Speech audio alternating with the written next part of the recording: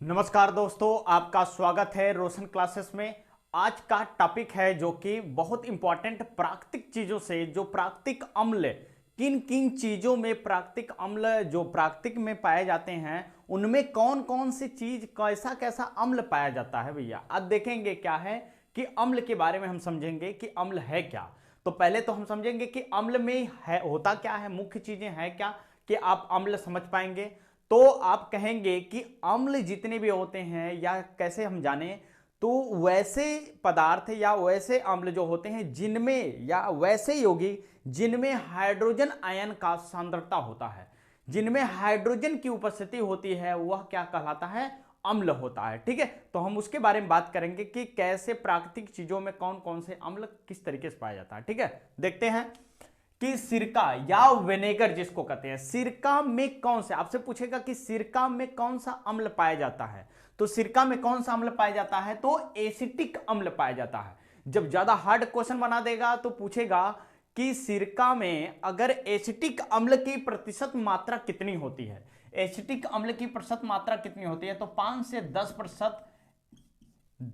10% acetic अम्ल जो होता है वह सिरका होता है या विनेगर होता है। ठीक है, सिरका होता है, वह खट्टा होता है पदार्थ। ठीक है, उसके बाद हम कहेंगे प्रोटीन। प्रोटीन जब हम लेते हैं या प्रोटीन जो खाते हैं तो हम प्रोटीन में कौन सा अम्ल लेते हैं, तो हम कहेंगे अमीनो अम्ल। क्या होता है, अमीनो अम्ल। और दूसरी बात, प्रोटीन की इकाई भी है, क्या है, प्रोटीन की इकाई भी है, इकाई भी है क्या, इकाई, प्रोटीन की इकाई अगर कहा जाए, प्रोटीन की इकाई, प्रोटीन की इकाई भी है क्या, अमीनो अम्ल, अमीनो अम्ल।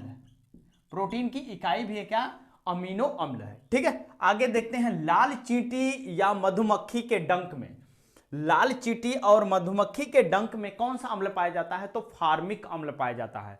क्या है, फार्मिक अम्ल। या तो फार्मिक अम्ल नहीं देगा तो मेथेनोइक अम्ल कह सकते हैं, मेथेनोइक अम्ल कह सकते हैं, मेथेनोइक अम्ल कह सकते हैं कि लाल चींटी या भौरे या मधुमक्खियां जो होती हैं उनके डंक में क्या होता है, तो हम कहेंगे मेथेनोइक अम्ल होता है। ठीक है, जैसे कोई भी डंक मारता है या कोई भी चीजें काटती है, चींटी काटती है, चाहे भौरा, चाहे सर्फ डंक मारता है, तो वह एक तरीके का विष तो निकालता है लेकिन वह एक तरीके का प्रोटीन होता है। वह कैसा प्रोटीन, जो हम कहते हैं कि जटिल प्रोटीन होता है, जटिल प्रोटीन होता है। इसीलिए हम लोग के क्या है, डंक लगने के बाद क्या होता है, हमारा शरीर उस प्रोटीन को पचाने के लिए सक्षम नहीं होता है, इसलिए सर्फ के डसने पर क्या होता है, व्यक्ति मर जाता है। यानी प्रोटीन होता है। ठीक है, प्रोटीन होते हैं जो सर्फ डसते हैं उनको क्या कहते हैं, जो जहर होता है, पॉइजन होता है उसका, तो विष होता है जो एक तरीके का क्या है, प्रोटीन है। ठीक है, आगे देखते हैं टमाटर और घास। जैसे टमाटर और घास, अब देखते हैं टमाटर खाते हैं तो खट्टा खट्टा होता है और घास भी होता है, और उसमें क्या होता है कि एक तरीके का अम्ल पाया जाता है, कौन सा अम्ल, ऑक्जेलिक अम्ल। इसीलिए टमाटर के बीज में ऑक्जेलिक अम्ल होता है, जो हम कहते हैं कि ज्यादा टमाटर के सेवन से और अधिक मात्रा से आप पानी जब नहीं पीते हैं सही से, तो आपके शरीर में पथरी, स्टोन बन जाता है, जो किसका बनता है, तो कैल्शियम ऑक्जेलेट का। पथरी आपसे पूछा जाएगा कि क्या पथरी का फार्मूला क्या है या पथरी क्या है, तो कैल्शियम ऑक्जेलेट।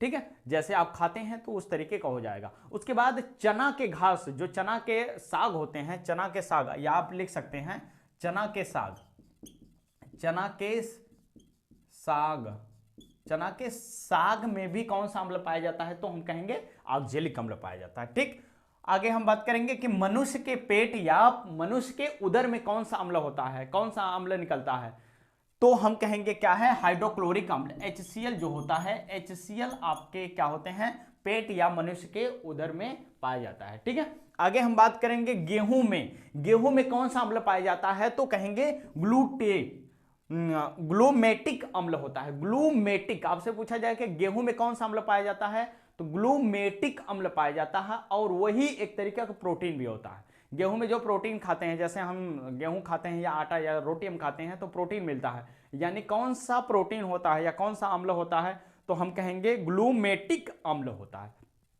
ठीक, आगे कहेंगे इमली और अंगूर, बहुत इंपॉर्टेंट है कि कहता है इमली अंगूर में कौन सा अम्ल पाया जाता है, तो हम कहेंगे टार्टेरिक अम्ल पाया जाता है। ठीक, टार्टेरिक अम्ल पाया जाता है। और सेव व केला जो होते हैं, ये फल होते हैं, या फल भी आप कह सकते हैं। फलों में कौन सा अम्ल पाया जाता है, सेव, केला, फल, तो आप कह सकते हैं क्या, मैलिक एसिड कहते हैं। ठीक है, मैलिक एसिड होता है। दूध में कौन सा अम्ल पाया जाता है, तो दूध में सभी लोग जानते हैं कि लैक्टिक अम्ल होता है। ठीक है, लैक्टिक अम्ल होता है। लैक्टिक अम्ल जो होता है दूध में पाया जाता है। ठीक है, आगे क्या होता है, सोडा वाटर जो लेते हैं या ड्रिंक लेते हैं, नहीं ड्रिंक लेते हैं तो उसमें सोडा मिलाते हैं ना, तो वही सोडा जो मिलाते हैं तो उसमें कौन सा अम्ल होता है, तो हम कहेंगे कार्बोनिक अम्ल।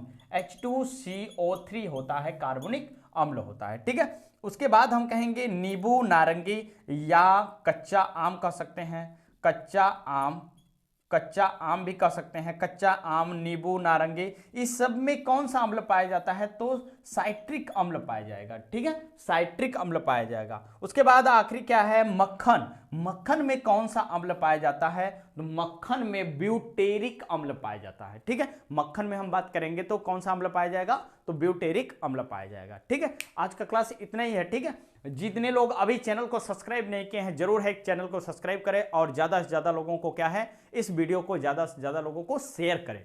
जब ज्यादा से ज्यादा लोगों को शेयर करेंगे तो हम लोग का क्या है कि हम अगर चैनल बना रहे हैं, वीडियो बनाकर आपको प्रोवाइड कराया जा रहा है, यानी हम अपने आप में खुद मोटिवेट होकर और अच्छे से अच्छे वीडियो बनाएंगे जो आपके लिए क्या है, बहुत फायदेमंद होगा। ठीक है, तो आज की वीडियो के लिए बस इतना ही है।